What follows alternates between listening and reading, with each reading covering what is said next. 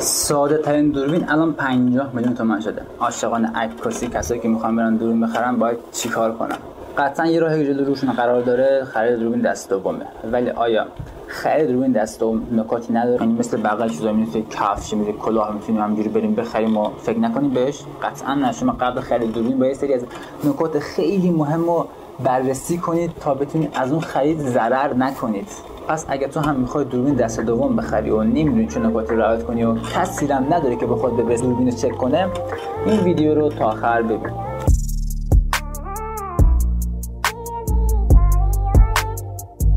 سلام بچه‌ها، حالتون خوب باشه؟ افسادی هستم، به استوری من خوش اومدید. امروز می‌خوام راجع به مبحث مهمی صحبت کنیم، مثل همیشه راجع به خرید دوربین دست دوم. من خودم وقتی می‌خواستم دوربین بخرم همیشه میرفتم قیمت نوش رو با قیمت دست دومش مقایسه می‌کردم و شوکه می‌شدم. میگفتم چرا نرم دست دوم نخرم؟ و اگر راستش بخوای دوربین اولا دوربین دست دومی بود و هیچ چیزی رو رعایت نکردم و ضربه بزرگ خوردم که الان تو این ویدیو میگم اون نکات چی بود. خب نکته اولی که شما نباید از سوال پرسیدن بترسید. شخصی رو پیدا کنید که دوربین داره و اون میخواد دوربین رو بفروشه. شما باید تا جایی که ممکنه ازش سوال بپرسید راجع به تاریخ خرید دوربینش، چه عکاسیایی با اون دوربین انجام داده، چه مدت اون دوربین دستش بوده، دیگه تو چه فضاهای عکاسی میکرده، از این جور سوالها. چرا؟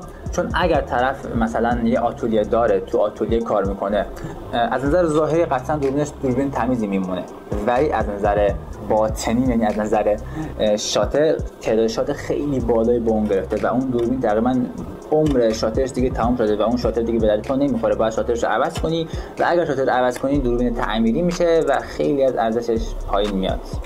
ولی مثلا اگر طرف دوربین رو برده باشه تو کوه و بیابون، مثلا شغلش عکاسی مستند باشه، اونجا دیگه اون دوربین رو برده تو شرایط مختلف طبیعی و از قطعات مکانیکیش کنه آسیب دیده باشه که اون دوربین هم دیگه به درد تو نمیخوره. حالا میگین شاید بعضی از افراد خب اینا رو دروغ بگن، ولی مطمئن باشین هر کسی نمیاد راجع به این چیزا دروغ بگه، چون اون طرف میخواد صادقانه باهات رفتار کنه و اون دوربینشو خب به تو بفروشه، چون قطعا نیاز داره که دوربینشو بفروشه. قطعا طرف بنده خدا به پول نیاز داره و اگه مجبور بود اون دوربین نمیفروخت. بعد اینکه سوالامون از اون عکاس و از اون کسی که دوربین دستش پرسیدیم و بعد تصمیممون رو گرفتیم، خب یه قرار با طرف میچینیم که بریم دوربین رو بررسی کنیم. حالا اینجا نکاتی هست که باید تو اون موقع بررسی کردن دوربین چک کنیم که مهمترین قدم ها تو همین مرحله است. اولین چیزی که شما باش برخورد میکنید مشخصات ظاهری اون دوربینه. مثل بدنه دوربین کانون یه جوری هست که بعد از استفاده مداوم و سالیان سال یه برق افتادگی خیلی مشخصی داره که قسمتایی که دست میگیریم، مخصوصا مثلا قسمت جلوی دوربین، حالا توی عکس‌ها بهتون نشون میدم، یه برق افتادگی که داره که از اون حالت کلر خارجش میکنه که شما باید بسنجین دیگه دوربینی که برق افتادگیش بیشتر بود یعنی کارکرد بیشتری داشته. صرفاً نداشتن این برق افتادگی به این معنی نیست که اون دوربین کار کرده باشه. چرا؟ چون ممکنه طرف از یک کاور استفاده کرده باشه. پس به این موضوع توجه داشته باشین تا نکات بعدی رو بهتون بگم. همینجوری که داریم به دوربین نگاه میکنیم میریم سراغ خروجی‌ها و ورودی‌های دوربین، یعنی قسمت جک دوربین، قسمت ورودی‌های HDMI، USB، کابل، اینجور چیزا و همه اینا رو حتما چک کنید که یه وقتی خدا نکرده فردا روز به مشکل نخورید و نتونید مثلا دوربینتون رو به لپتاپتون وصل کنید و اون دوربینی که چه به دردی بخوره. برای مثال بعضی از دوربین‌های سونی بعد از کارکرد فراوان قسمت جک میکروفونش خب خراب میشه و خیلی بین همکاران من پیش اومده و این خب خیلی بده. شما فردا ما یک ویدیو مصاحبه‌ای یا ویدیو بگیرین که نیاز به میکروفون داره و اونجا دیگه میکروفون نمیخوره و اونجا چیکار میکنه؟ باید مثل کلیپ‌های پارکی با گوشی طرف گوشی ببینه و صداشون جور ضبط کنیم. سراغ سنسور دوربین و پیکسل سوختگی، اینجاش قضیهش خیلی مهمه. شما باید اولین کاری که میکنین قسمت لنز دوربین رو بردارین و داخل دوربین رو نگاه کنید. اونجا قلب دوربین اونجا وجود داره، سنسور و اصلی ترین قسمت دوربین همونجاست. اگر گرد و خاکی بود، ذراتی بود، روش اشکال نداره، فوت کنید بره.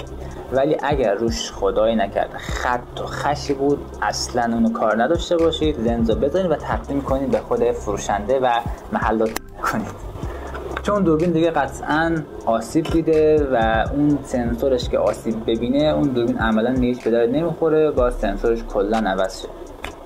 بعد اینکه این موضوع رو چک کردیم میریم سراغ پیکسل سوختگی. چجوری پیکسل سوختگی متوجه بشیم؟ شما دوربین رو برمی‌دارید، از یک صفحه سیاه کاغذ سیاه یا لباستون مثلا یک کلاه از سیاهیش صاف شده، قسمت سیاهیش یه عکس میگیرید با ایزوهای مختلف، چند تا شات میگیرید و بعد عکسی که گرفتین رو میذارین توی سیستم روی لپتاپتون و زوم میکنین میگردین دنبال نقاط قرمز، نقاطی که نقاط مشخصه دیگه. اون قسمت ها اسمشون هست پیکسل سوختگی.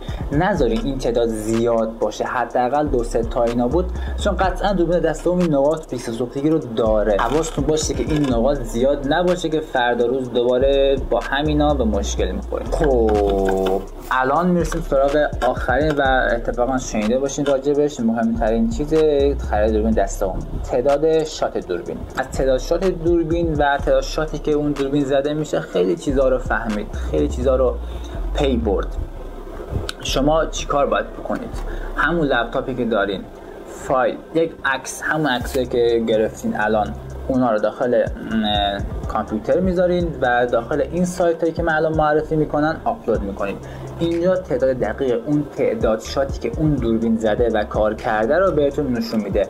حالا سوالی که ازم میپرسن که چه تعداد شات خریدنش منطقیه؟ نظر شخصی خودم دوربینی که زیر 5000 تا شات خورده باشه دوربین اوکیه، میتونید بخرید با ما دوربین دست دوم. ولی اگر 20000 تا و 30000 تا و به بالای این بود دیگه غیر منطقی خریدش و بهتره که برین سراغ دوربینای دست اول. بچه‌ها اگر بودجه‌شو دارید، دارم الان میگم، اگر بودجه‌شو دارید و اگر هدف خیلی بزرگی دارید، حتما به سراغ دوربینای نو که خیالتون کلا راحت باشه همیشه. اگر هم نمیدونید چه مدل دوربین بخرید، حتما این ویدیویی که اینجا میاد رو ببینید که راجع به بهترین مدل دوربینایی که تو هر رنج قیمتی وجود داره. خب امیدوارم از این ویدیو خوشتون اومده باشه و به درتون خورده باشه و اگر اینطور بود خوشحال میشم چنل منو سابسکرایب کنید، زنگ گذاشتن بزنید، یه کامنت خوشگلم بدین تا ویدیوهای بعدی من انگیزه دوچندان داشته باشه. تا ویدیوی بعدی فعلا خدا نگهدار.